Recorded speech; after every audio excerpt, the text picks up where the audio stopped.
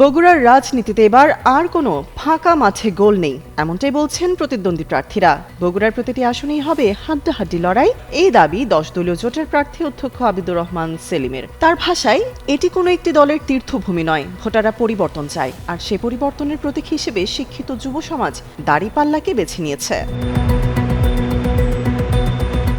কিন্তু মাঠের চিত্র বলছে ভিন্ন কথা। টানা 17 বছর উন্নয়ন বঞ্চিত বগুড়া 6 আসনে এবার প্রার্থী হয়েছেন বিএনপির হেভিওয়েট নেতা তারেক রহমান। এই আসনে আগে 3 বার নির্বাচিত হয়েছিলেন সাবেক প্রধানমন্ত্রী বেগম খালেদা জিয়া। হিউস্টনে রকিং টেস্টি, সীমানা ছাড়াও নিজেকে হারাও। এবার প্রথমবার এই আসন থেকে নির্বাচনী লড়াইয়ে আছেন তার পুত্র, দলের চেয়ারম্যান তারেক রহমান। বগুড়া কোনো একটি দলের তীর্থভূমি নয়, মানুষ এবার পরিবর্তন চায়, শিক্ষিত যুব সমাজ দাঁড়িপাল্লাকে বেছে নিয়েছে বলে মনে করেন অধ্যক্ষ আবিদুর রহমান সেলিম। ফাঁকা মাঠে গোল দেওয়ার সুযোগ বগুড়ার কোনো আসনেই নেই, সবগুলো আসনেই হাড্ডাহাড্ডি লড়াই হবে। বিশেষ করে চাঁদাবাজি, টেন্ডারবাজি, সন্ত্রাস, দুর্নীতির কারণে মানুষ বীতশ্রদ্ধ, ক্ষুব্ধ। কে দাঁড়ালো হেভিওয়েট প্রার্থী না কে, এটা জনগণ দেখছে না।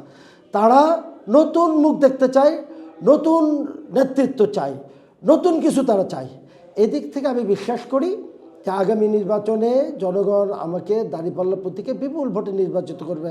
এদিকে বিএনপির নেতাকর্মীদের দাবি, ভোটের মাঠে তারেক রহমানের সঙ্গে অন্য প্রার্থীদের ব্যবধান অনেক। ভোটের হিসেবে বিএনপির প্রার্থীর সঙ্গে অন্যদের তুলনা চলে না। প্রতিদ্বন্দ্বী ছোট করে দেখতেছি না, তবে হ্যাঁ, বিএনপি তুলনায় যারা আজকে অপোজিশন আছে তাদের মাপটা অনেক কম বেশি। আর জেলা বিএনপির ভারপ্রাপ্ত সাধারণ সম্পাদক ও সাবেক এমপি মোশাররফ হোসেনের ভাষ্য, আগামী রোল মডেল বানাতে জনাব তারেক রহমান পিছিয়ে পড়া বগুড়াকে সমতায় ফিরিয়ে নিয়েছে। সারা বাংলাদেশে ন্যায্যতা, সমতা এটা সমানভাবে পরিচালিত করবে, এটা আমাদের বিশ্বাস। তারেক রহমান বগুড়া থেকে প্রধানমন্ত্রী নির্বাচিত হয়ে পিছিয়ে পড়া বগুড়াকে রোল মডেল বানাবেন।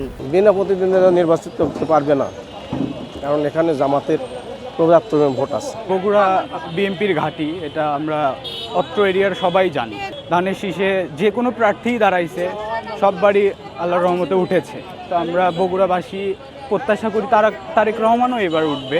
কোনো আসনেই বিএনপির সাথে প্রতিদ্বন্দ্বিতা ছাড়া কোনো অবস্থা দেখা যাবে না। বগুড়া 6 আসন থেকে আসলে উনি তো বগুড়ার মনের মধ্যমণি, এখানে কাউকে কোনো কিছু ছোট করার মতো কিছু না।